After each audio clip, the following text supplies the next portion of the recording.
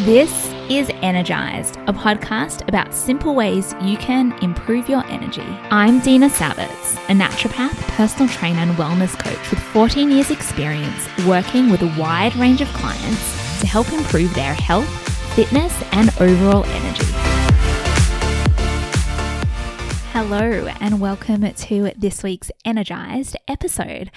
I am talking functional testing for more energy this week.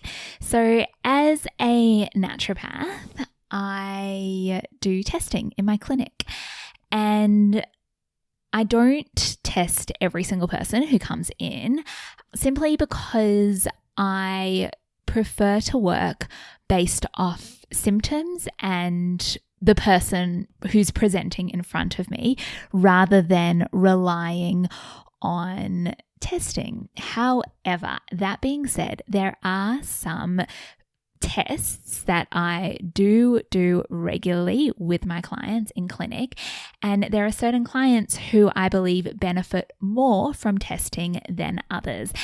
And that's what I'm going to talk about in this week's episode. I'm going to talk about the different types of tests that I do, and I'll also talk about why you might want to do some tests.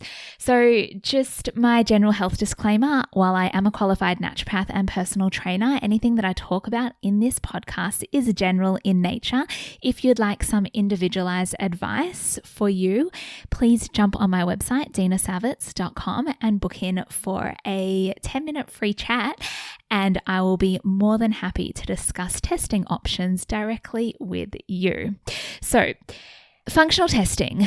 Some tests are very evidence-based and others, the evidence is somewhat lacking. And because I am an evidence-based naturopath, I do prefer to use certain tests like your standard blood tests to determine deficiencies or imbalances, hormonal imbalances that there might be, or other things that are going on. So if you have recently seen your GP or have recently had blood tests done, then I highly recommend bringing them along to a consultation, because often what looks normal on a blood test result and what your GP may say is normal in naturopathic terms is not normal. So we use different ranges, and sometimes you can be within the normal range. However,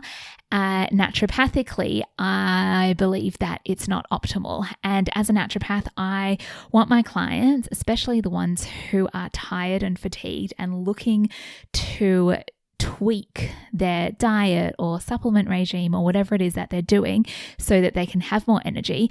I want their blood test results to be in the optimal range, even on the higher end of things, rather than just within the normal range. So if you haven't had blood tests recently, then often I will give a list that you can take to your GP. I also can refer you to go and get blood tests done. However, because I am not a GP, you will have to pay for those blood tests to have done. So often I work with GPs who are very happy to send their patients to get a list of blood tests done that I recommend, or things that I would like to see.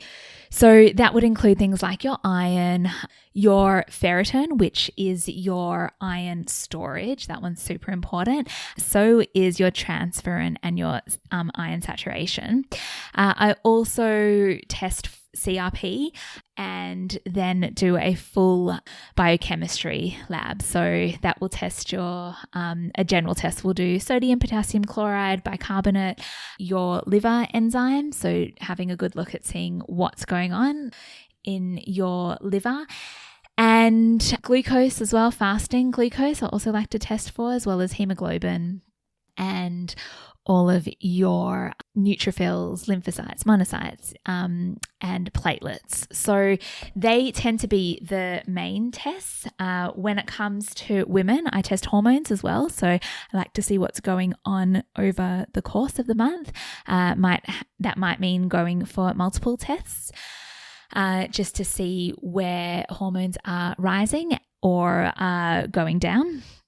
And yeah, as I mentioned, I will have a look at the blood test results and read them a little bit differently because I want to make sure that they are optimal, because you could be within range, but if you're on the lower end or you're in the middle, then you might still find that you are not functioning at your best. And that is my goal, to get you functioning at your best. So that's blood test results. Other functional tests that I do include a GI map test. So that is a stool test. And that is the evidence varies on stool tests. There are a lot of different types of stool tests out there.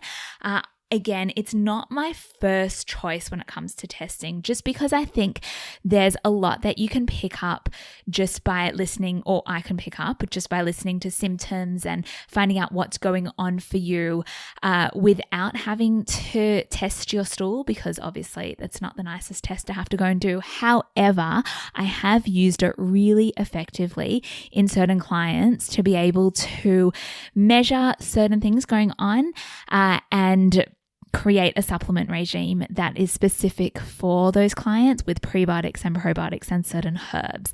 So there is definitely a place for a GI map test. Fit genes. So that's a test that I started doing about a year ago, and it takes a saliva swab and comes back with your genetic makeup. And it's called Fit Genes because it looks at your specific genotypes and compares them to lots and lots of other people in the world and can specify the kinds of exercise and diet that would be appropriate for you, and certain supplements that you might want to focus on more than others. So that's an interesting one. Another test I do is a food intolerance test. So that is a little pinprick from one of your fingers, and it basically looks at your body's IgG response to certain foods. I think it's 96 different foods.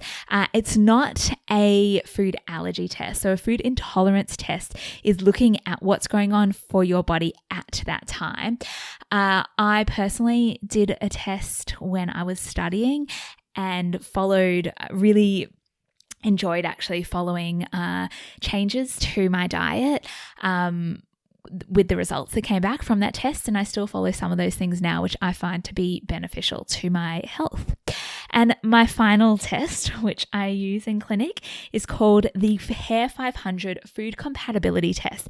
This is probably my favorite test, and I think I'm actually due myself to get it done again. But every 6 months or so, I send off personally, and also for clients as well, send a small section of your hair in a Snaplock bag.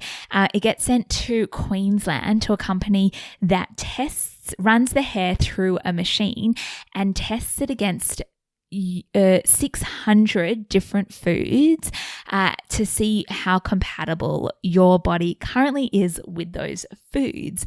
And I like the test because the foods are supermarket ready foods. So they're things that you can go easily and buy.